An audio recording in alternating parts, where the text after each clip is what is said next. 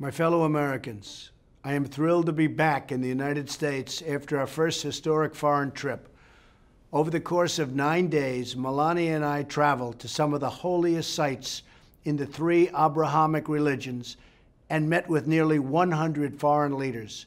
Everywhere we went, my goal was to advance American interests, to build a coalition of nations to drive out the terrorists, and to unlock a future of peace, prosperity, and hope for all Americans and people around the world.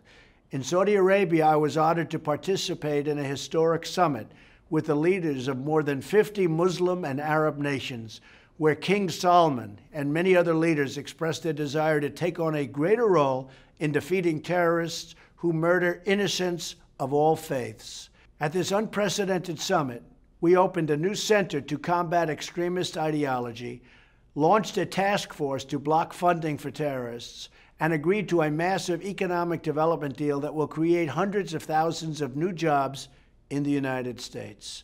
I also discussed the importance of the nations of the region taking more responsibility on migration so that more young people are part of creating a better future in their home societies.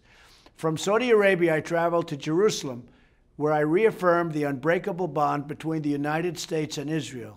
There, I prayed at the Western Wall, visited the Church of the Holy Sepulchre, and was awed by the majesty of that sacred land and the perseverance of the Jewish people. I also traveled to Bethlehem, another ancient city of wonder, where I met with Palestinian leader President Abbas. Both President Abbas and Prime Minister Netanyahu assured me they are ready to reach for peace. From Israel, I traveled to Italy, where Melania and I were greatly honored to visit the Vatican and meet Pope Francis. He was really wonderful, a great guy. Then I traveled to 2 summits with our key allies. First, the NATO summit in Brussels, where nations agreed they must do more to meet their financial obligations and pay their fair share, because right now it is not fair to the United States, but it soon will be. Next, I attended the G7 summit in Italy, where we worked to improve coordination on shared security threats, achieve more fair trade that gives workers a level playing field, and agreed on the goal that refugees should be resettled as close to their home countries as possible so they could be part of the future rebuilding. Before we returned home, I was delighted to conclude my trip by visiting American military families. Unbelievable people, the true source of our strength. We will always protect those who protect us. Our first foreign trip was full of historic and unprecedented achievements.